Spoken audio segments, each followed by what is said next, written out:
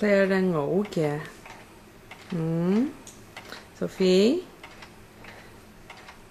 So hi Claire.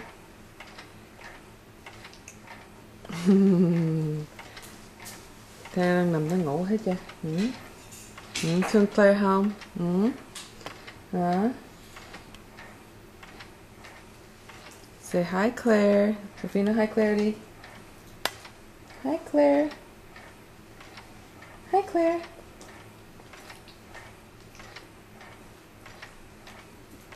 Nè, lại Claire đi. Uh-oh.